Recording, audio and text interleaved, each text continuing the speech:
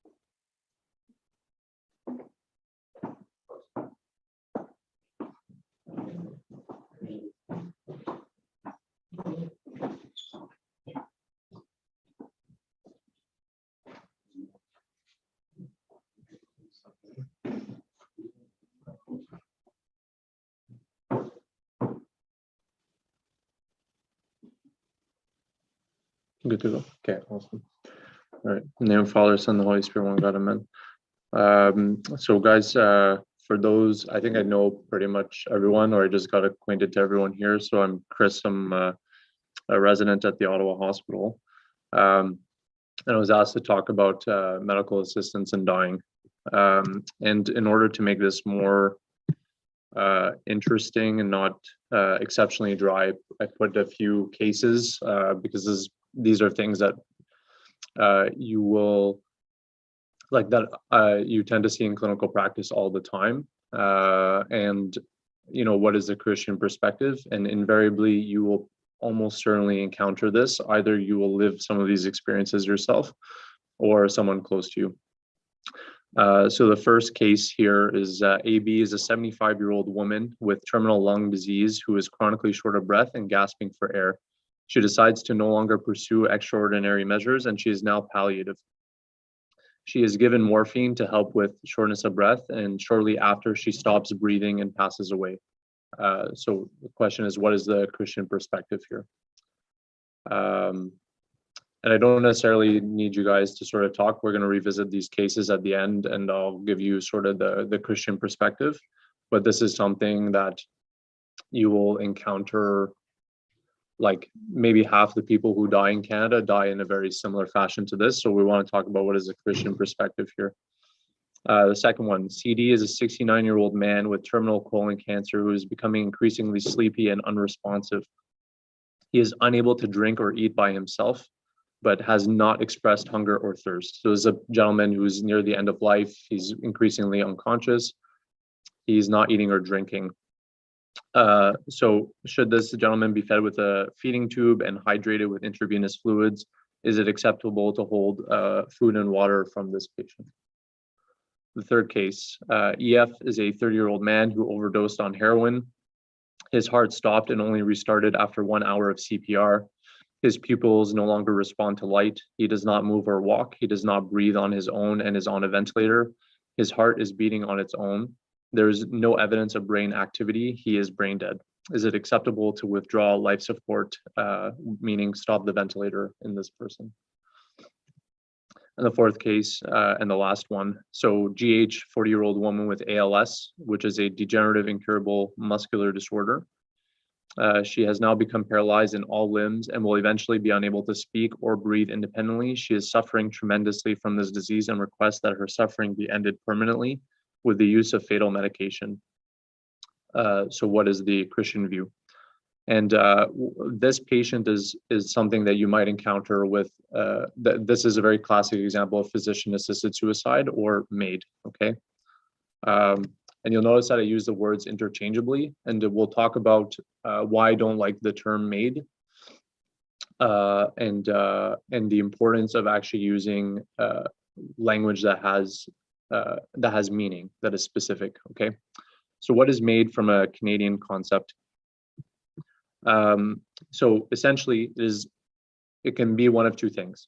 So it's always voluntary from the patient, and either the patient requests medications from a physician who gives them the medications, lethal medications with the intention of killing them, and either the physician will provide them or the nurse practitioner will provide them the drugs and they administer to themselves, or the physician administers the drug to that patient with that patient's consent, okay? So, and again, the purpose of administering those drugs is to kill the patient. And it is internationally known as physician-assisted suicide, okay? So who is eligible for MAID? So who is eligible for medical assistance in dying? And we'll talk about at its inception when it came about in 2015, and then what is now the new updates to MAID.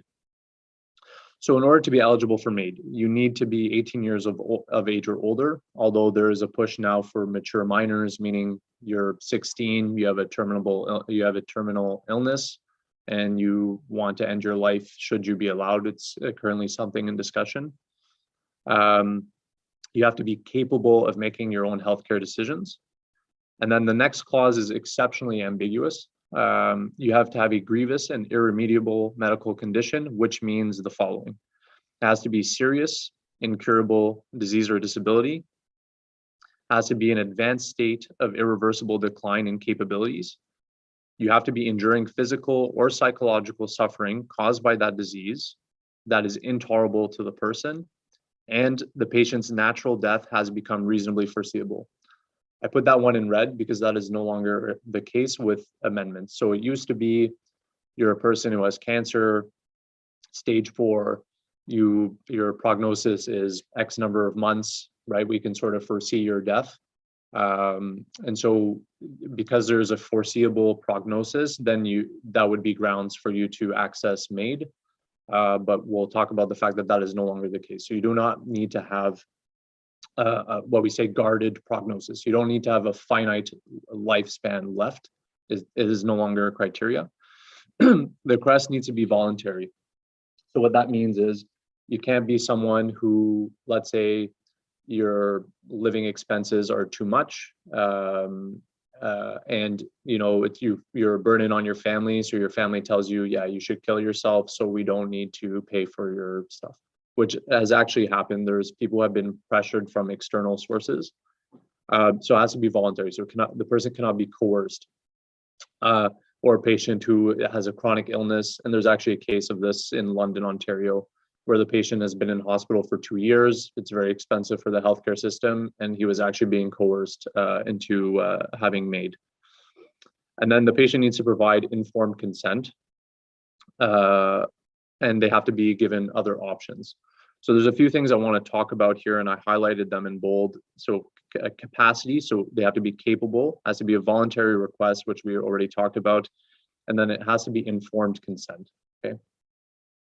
So what is capacity? So what makes a patient capable of making a medical decision? So it sort of stands on 4 things, right? So for a patient to be capable of making a medical decision, so the patient tells me, right, like you have all probably provided consent at some point, and in order for you to provide consent, you need to have capacity. So capacity is founded on 4 principles. So communication, patient needs to be able to express, I want X thing, okay? So you go in, you have a fractured ankle, the surgeon wants to do surgery on you. You have to be able to express, I want you to fix my ankle. Okay, so you have to communicate. You have to have an understanding. Okay, so the surgeon will explain to you, your ankle is broken. What we're going to do is we're going to put you to sleep. We're going to cut your leg open. We're going to repair what's broken. And then we're going to wake you up at the end. Okay, so you need to be able to repeat in layman's terms what is going to happen to you. You have to have an appreciation of the risk and benefits. So the surgeon will tell you there's a risk of infection, there's a risk we might need to amputate if the surgery doesn't go well, so on and so forth. Okay, so you have to have an appreciation of the benefit. So the benefit is you'll be able to walk on your ankle again. And you need to understand that there are inherent risks, right? You could bleed out, you could have an infection, it could not go as planned, you could have severe pain, so on and so forth. So the patient needs to be able to appreciate the global aspect of things, and they need to understand what are the risks and benefits of foregoing the procedure, right? So it's not just what are the risk benefits of the surgery, what are the other options of no surgery? Can I put your ankle in a cast for 6 months? Can we do absolutely nothing? And then what is going to happen if we don't do anything? And then at the end of all of that, the patient needs to make a rational decision using some type of logic. So the patient will say, I can appreciate the fact that there is a risk of infection, of bleeding, and so on and so forth. However, it appears to me that the benefit of having my ankle repaired and being able to play soccer again outweighs the potential negative repercussions of doing surgery, okay? So this is really important because we assess this in our patients, and they should be assessed this way for doing MAID. And so what I find particularly interesting is I made these slides a long time ago. I made them back in 2019 before the new MAID guidelines came out, which at the time had exempted people with mental illness from accessing physician-assisted suicide. So you notice here in the bottom right corner, I guess you guys can't see my cursor. So right here, so rationalization. So to make a rational choice, what would impair a patient to make a rational choice is depression, psychosis, right? But you see, they actually took the clause of mental illness out. And so my question would be is, how can you allow someone to kill themselves if they can make, like for multiple reasons, but certainly if the person is depressed and they're seeing everything in black, right? I'm sure many people here have struggled with mental health issues. Maybe you have had suicidal ideation. But for most of us, we know that this is transient. It comes and goes, right? You have a bad period in your life and it goes away. So God forbid you have a bad depressive phase and you meet the wrong doctor who's going to be like, yep, that's okay. That's grounds to kill yourself, which unfortunately is the reality today in Canada. So informed consent.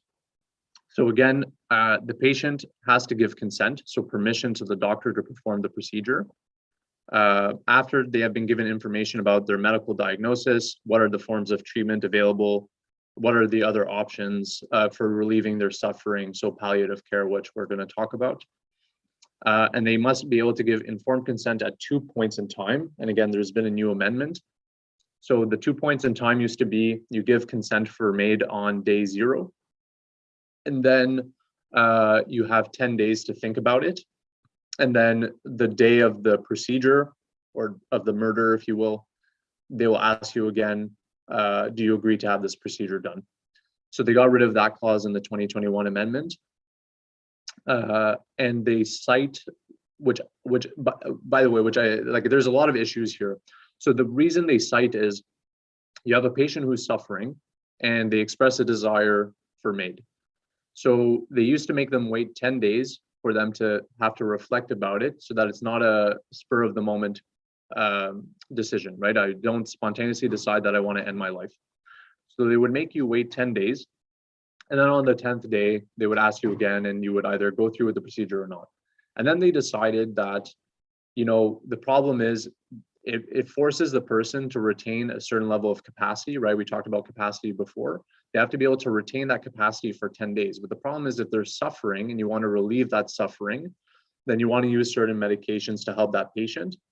And some of the side effects of painkillers, as you guys know, can make you confused, can impair your judgment, and so on. And so they thought it was not fair to accept that a patient would want to kill themselves and then withhold medications that might impair their capacity to consent in 10 days' time. So they got rid of that clause. But people forget that the whole point that clause was there in the first place was to make sure it was not a spur of the moment decision and to give you time to reflect. So basically, if you go in on a Monday in the hospital, and again, like I'm exaggerating, and I don't want to give a biased opinion. Like I'm inherently biased, and I'm sure you guys know just by virtue of being here. But in actuality, you know, like I've seen patients. Like there was a lady who they expedited her physician-assisted suicide because they were worried that she was starting to become a little bit loopy. So they brought her into hospital to expedite it, so that way she wouldn't lose capacity. So they expedited it in order for her to have MAID. So what is the process? So the patient gives a written consent. There's 2 independent witnesses, so it can't be people from their medical team or family members.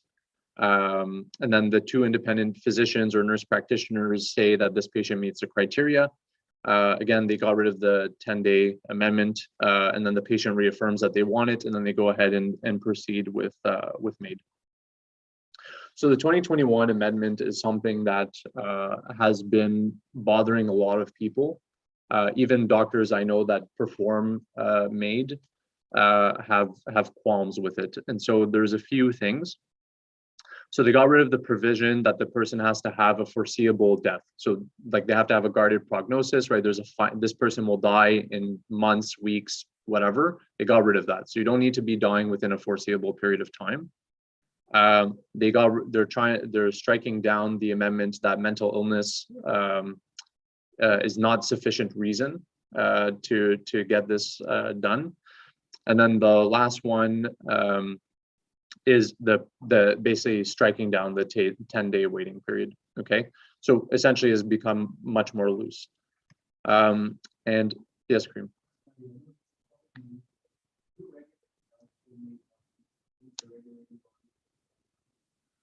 So this is from the federal government.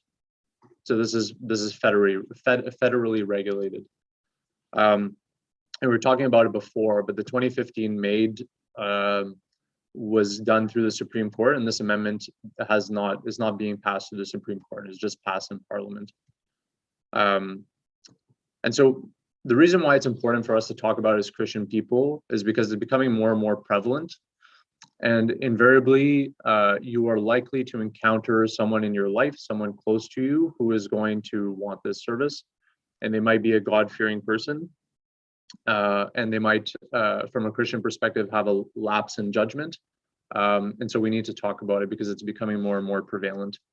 I would just want to point out to you guys how much it's become a slippery slope. So there's, I just want to read to you like an excerpt from an interesting article. It's not crazy long, so I'll read the whole thing. But if I feel like I'm just sort of repeating myself, I'll skip through here. So this was in the National Post.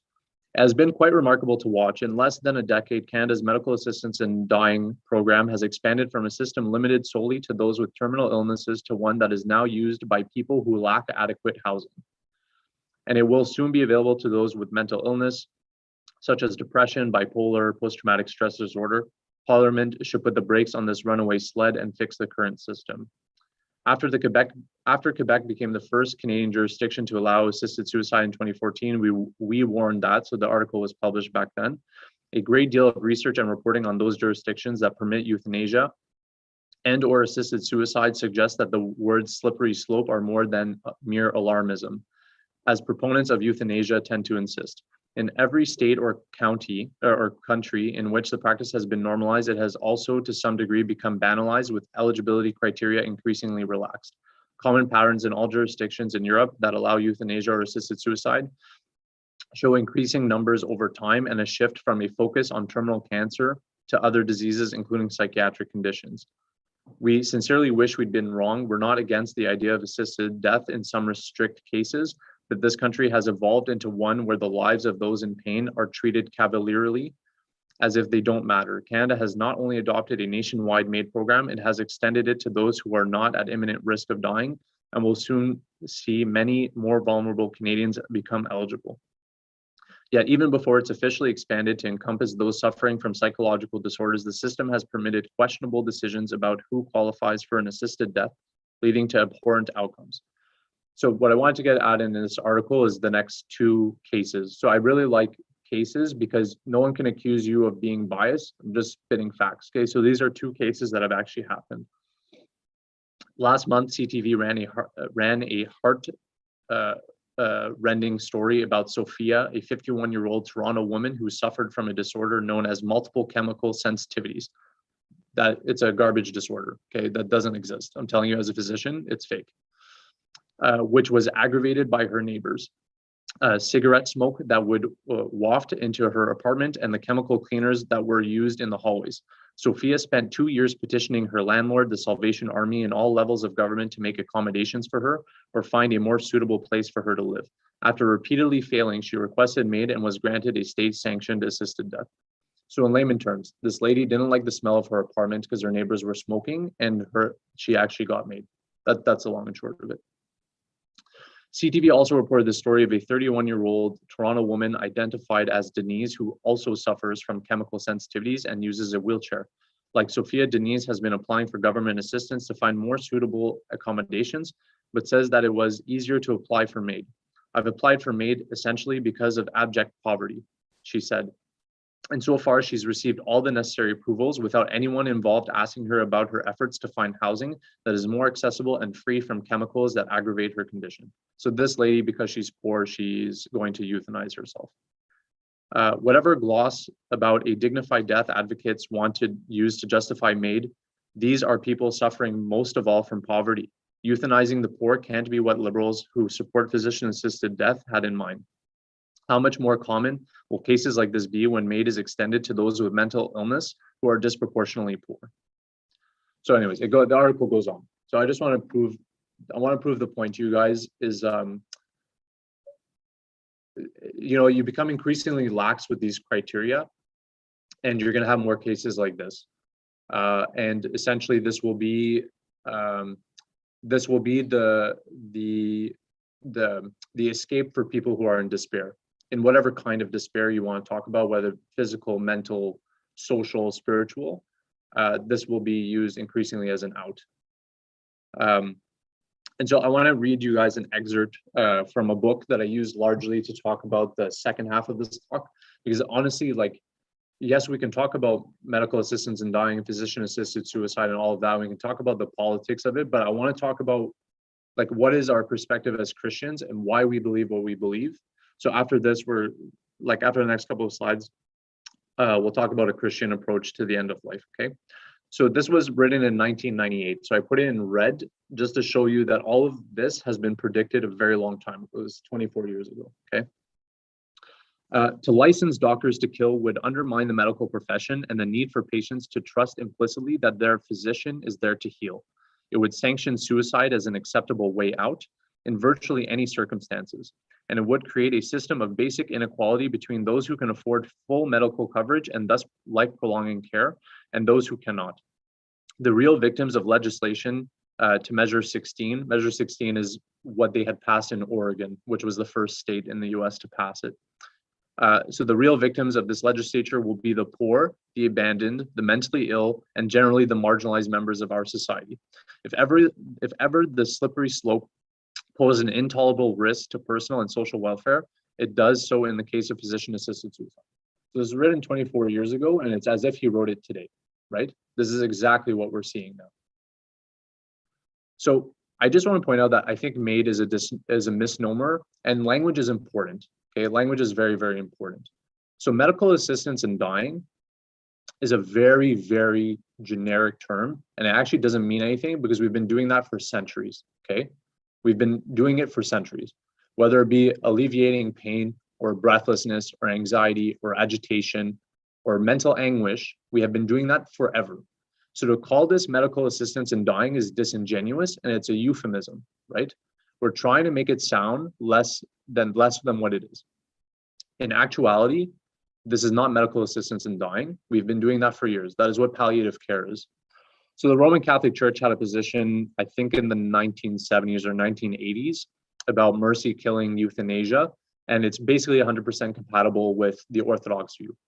And so they argue that the word euthanasia, or physician-assisted suicide, or in this case MAID, should be used neither to designate the actions involved in terminal care, which aim at making the last phase of an illness less unbearable, nor to designate the decision to stop certain medical therapies which no longer seem to be required by the condition of the patient, nor to designate an action taken to relieve the suffering of the patient at the risk of perhaps shortening his life.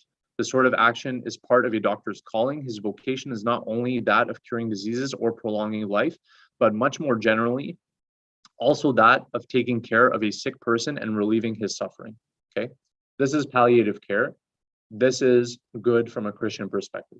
Okay, so do not confound MAID, physician-assisted suicide, with palliative care, which is a good thing.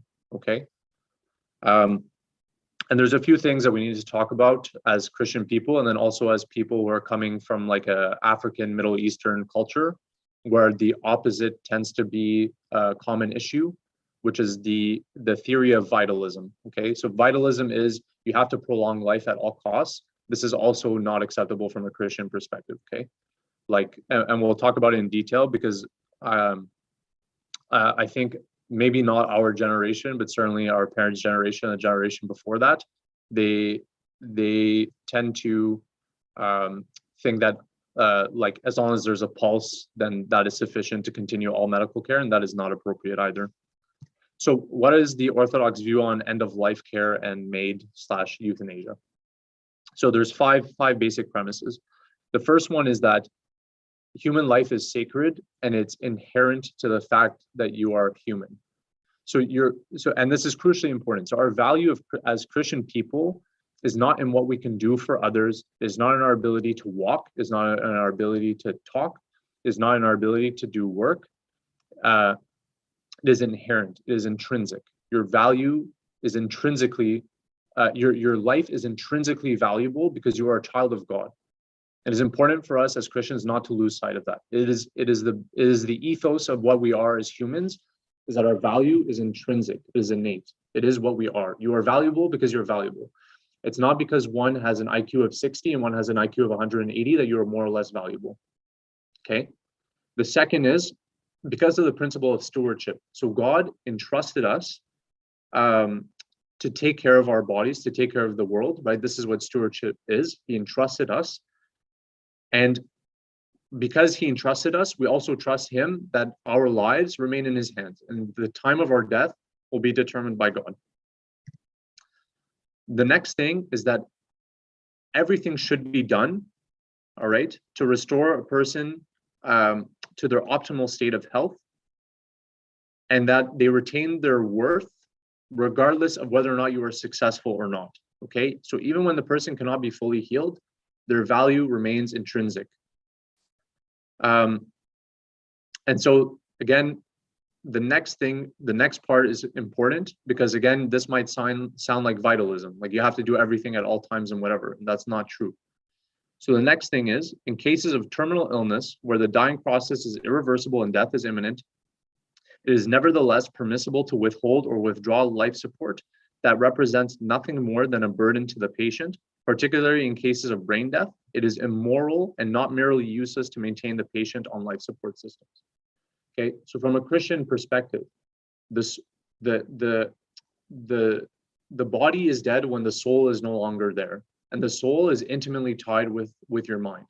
So if you are brain dead, so your brain no longer has higher functions, okay, and all your body can do is maybe your heart can beat, but you have no cerebral activity, from a Christian perspective, you are dead. So it's not just, if your heart is beating, that does not mean inherently that you are alive, because the soul in large part resides in the mind. So if the mind is gone, we consider the person to be dead, okay? So that's in keeping with brain death. And then there is no justification to taking human life. Active euthanasia, including physician-assisted suicide and MAID, is therefore forbidden by an Orthodox ethic, whether or not the patient expresses the desire to die, that is, whether or not there is informed consent. Okay, so it's a black and white. It doesn't get more black and white than that. It is never acceptable from a Christian perspective for physician-assisted suicide. So I want to talk about suffering. Okay, so the reason why patients request MAID is because of fear, and they're not. And most of us, at least from a Christian perspective, are not afraid of death. We're afraid of dying. Okay, and they're different. They're intimately related, but they're different, right? So if I were to drop dead now, I wouldn't be afraid of it. Why? Because what actually scares me is the dying process. It's the pain. It's going to be the existential crisis of whether or not I lived a good life. Am I going to heaven? Am I going to hell?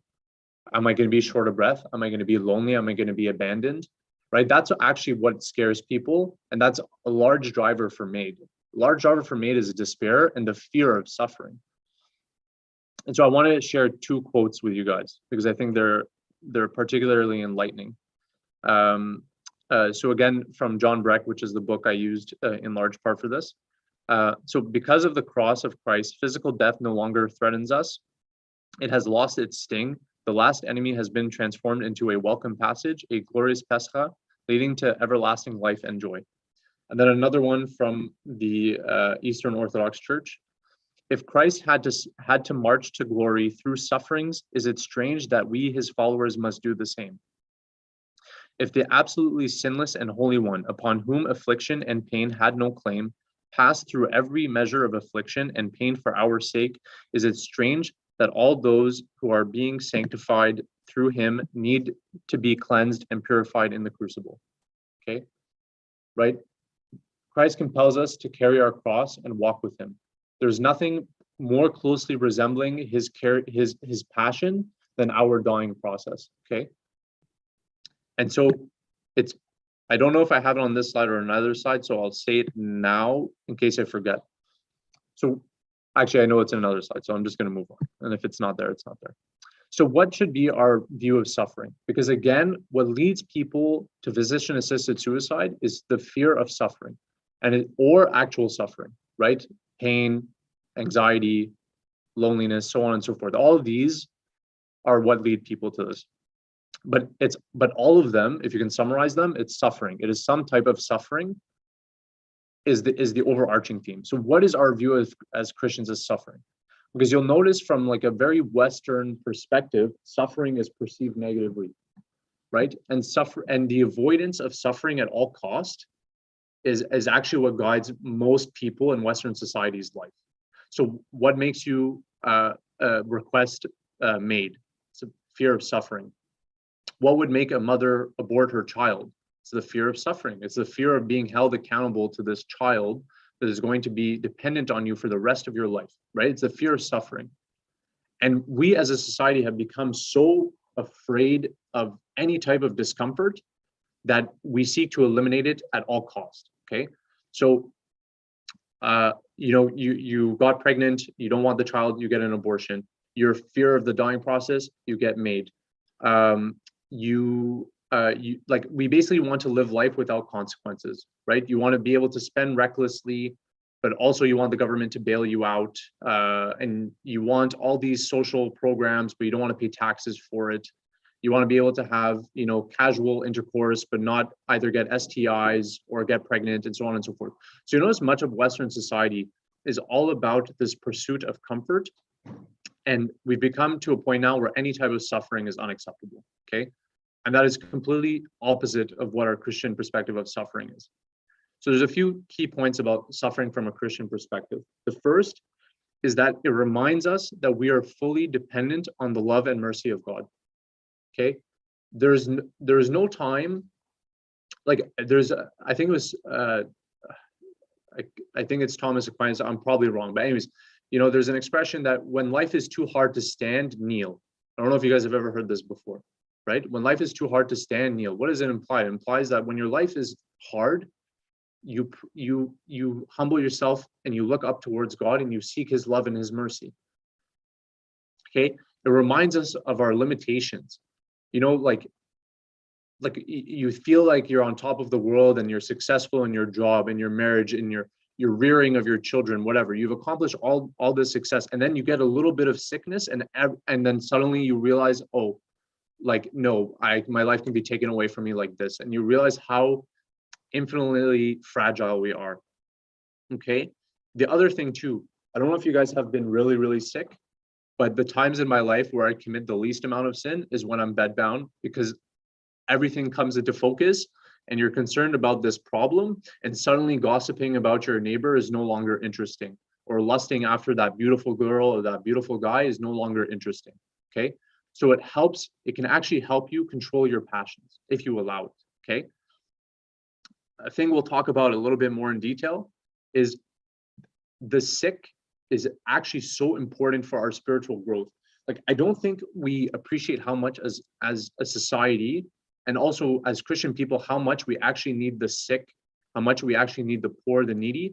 Because if God is love, and love is exemplified by feeding the hungry, taking care of the widow, the orphan, the traveler, then we need all those people, because if they didn't exist, we would not be able to express God's love. So it's an opportunity for us. The suffering of others is an opportunity for us as Christians to actually live our Christian duty. Okay. And then, which I won't belabor the point, but allows us to share in the suffering of Christ, right? He suffered for our sake, and it is a moment that we can joyfully accept our passion, and to take up our cross and to follow him. Okay.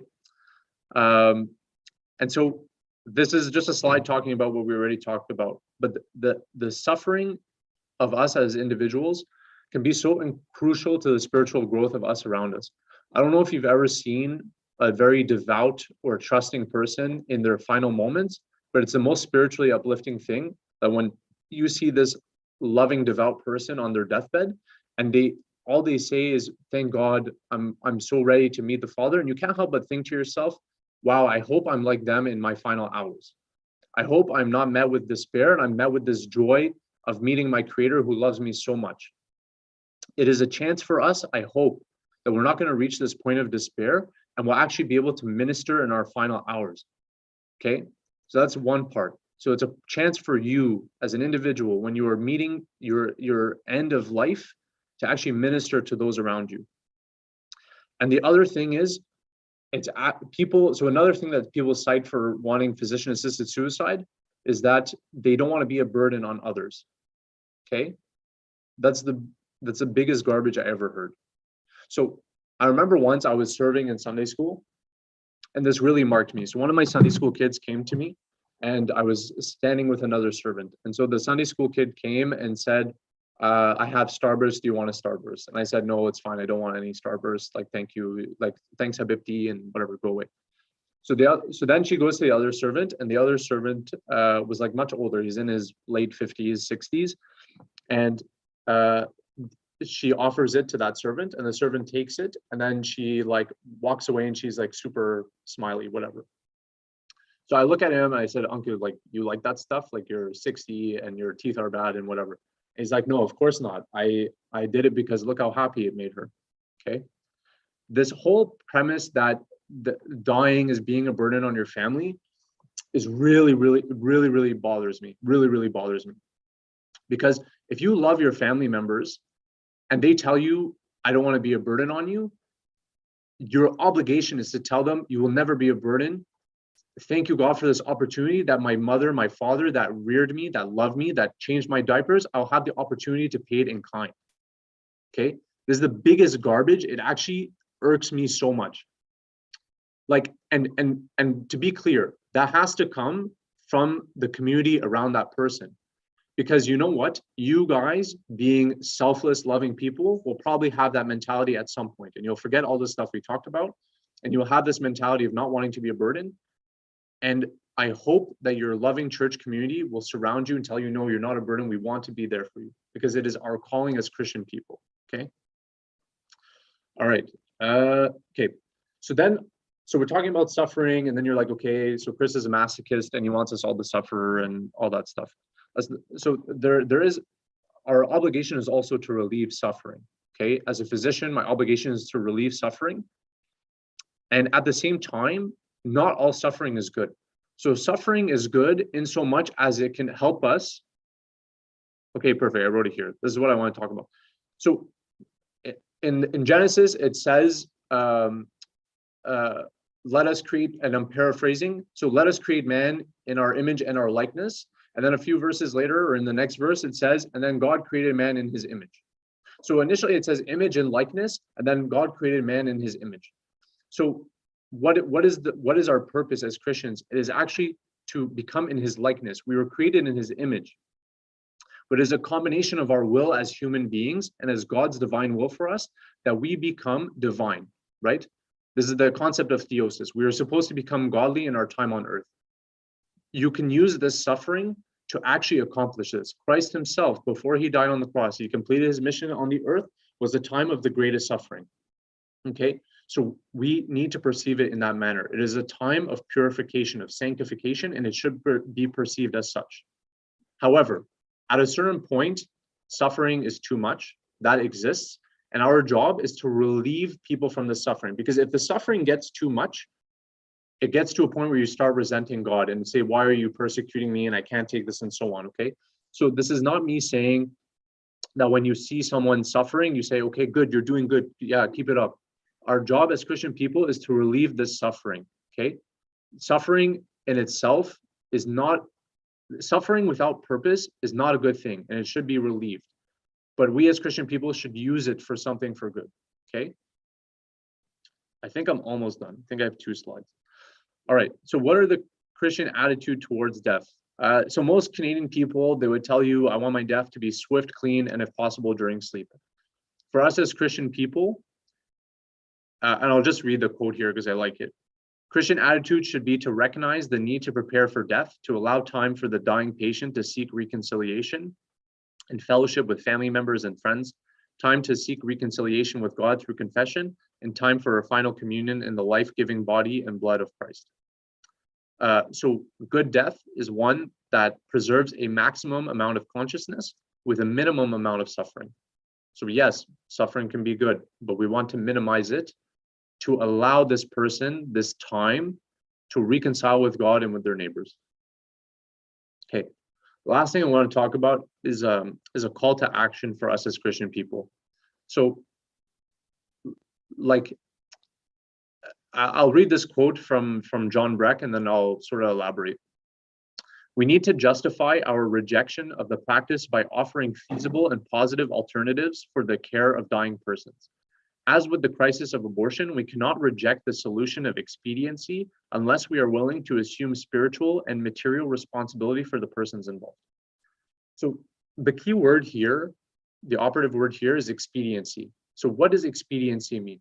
Expediency means something that is convenient, efficacious, but morally sketchy, right? So it is expedient. Abortion is expedient. It's convenient. I'm not going to have to take care of this child. I will not have to give of myself to this child. I'm not going to have to get a job. Whatever, right? It imposes an inconvenience. So what can you do? Well, you get an abortion, right? You uproot the child from his mother, and that's it. So it's expedient, it's convenient, it serves a purpose, and it's morally wrong. Okay. So it's one thing for us as Christians to be like, okay, this is wrong. Abortion is wrong, MAID is wrong, whatever is wrong. But the common criticism is, do we offer an alternative solution? Okay. So if we're gonna be opposed to abortion, if we're gonna be opposed to this, okay, so are we gonna go and take care of the orphans? Are we gonna go adopt children? If we're gonna be opposed to MAID, and that person who wanted to kill themselves because they're lonely, are you gonna go be with them? Because the problem with us as Christian people, and I'm speaking of myself before anyone else, is we talk about these things at length, but do we do any of them? Okay. Because there's a common, I think Gandhi said something to the effect of I love Christianity, but I hate Christians. And it's because we fall short of what our calling is as Christian people. Our calling as Christian people was not to just come to church and listen to a sermon and then walk out of the sermon and be like, man, that was a dope sermon. And then you forget about it 5 minutes later. Okay. And I'm guilty of this because it's literally every day of my life. But so what I'm asking us to do as Christian people is we need to get out of this habit. We need to get out of this habit. And at the very least, start with your own family. right? Like as Mother Teresa said, if you want to change the world, then go home and love your family. At the very least, start with your family. At the very least, and it's not just at the time of death, bear with the sufferings of your family today. Bear with the suffering of your parents, of your siblings, of your children, whatever. That at the very minimum, we should do that. And then we need to go outward, okay? Like, so that's sort of the end of the talk. I have a lot of views that are no longer going to be about this, so we can talk about some other time. So I just want to review these cases quickly. So this was the patient who was short of breath, and morphine is a medication that relieves shortness of breath, and it also treats pain, and then this patient died, okay? As Christian people, palliation and administering medications with the goal of relieving suffering, if the side effect of that is that it expedites death, it is not immoral from a Christian perspective, because the objective here was not to shorten this patient's life, it was to relieve suffering, okay? And it's very important because a lot of people will be like, okay, but this doctor's action killed this patient. It's like, yes, maybe. But the purpose, in all sincerity, was not to do that. The purpose was to relieve suffering. So that's case number one, all right? Case number two is something I encounter often with Egyptian families, or like basically any non-Western group, is that, you know, their loved one is like unconscious and they're not eating and drinking, and then they want to feed them because they think they're hungry and they're thirsty. We know that patients at the end of life, their metabolic needs are not the same as ours. They don't need 3 meals a day. They don't need these calories. They don't need this water. And we know that actually can increase suffering. So when the body is starved, when the body is dehydrated, we produce hormones, we produce ketones, we produce urea that actually sedate us a little bit and also provide pain relief. So this is the body's natural, like, blessing from God that allows you to pass away comfortably, all right? And what we know that happens, if you give patients water when they don't want water, or you try to spoon feed them when they don't want to, you'll put it in the wrong tube, right? It'll go down their airway, you'll choke them to death. Or you give them IV fluids and they're not thirsty, and then they just become puffy, and then they have secretions in their airway that they can't control, blah, blah, blah. So at the end of life, it's not immoral to withhold fluids or food, because unless the patient says explicitly, I want water, I want food. But if they're comatose, doing these things will prolong the suffering process and will not actually provide any comfort to that person who's dying. All right, the next one. So we talked about brain dead people. So this is something when I work in the ICU, I see at least once a week, I would say. So you have someone who overdoses on a drug, they have cardiac arrest, which means their heart stops. They don't get enough oxygen to their blood for X amount of time. And you might be able to jumpstart their heart, but because their brain lacked oxygen and blood for such an extended period of time, they become brain dead, okay? And again, the soul is intimately related to the brain. So just because the heart is pumping does not mean the person is alive. This is something that the older generations really, really struggle with. And so I would encourage you, if your parents are struggling with this, or anyone in your family is struggling with this, like, from a Christian perspective, the mind and the soul are intimately related. And just because there is a pulse, it does not mean that this person is living. And the last one is this lady with ALS. So ALS is Lou Gehrig's disease. It's this disease where, unfortunately, over time, your muscles become weaker and weaker, and it sort of goes from an outside-in approach. So you'll have weakness in your arms and legs, and it'll gradually come in. And then eventually your diaphragm will tire out, and you pass away often from pneumonia, because your lungs just don't work anymore. And so this is something that was sort of at the forefront of MAID. I think one of the first requests for MAID was from a patient who had ALS. And although this person is suffering, right, there are measures to be taken to relieve this person from suffering, whether it be existential, physical, and so on. And we sort of talked about it, so I won't belabor the point. But to offer them a lethal injection to kill them is not acceptable from a Christian perspective. So that's everything. I'm sorry if I went over time. Are there any questions? Yes.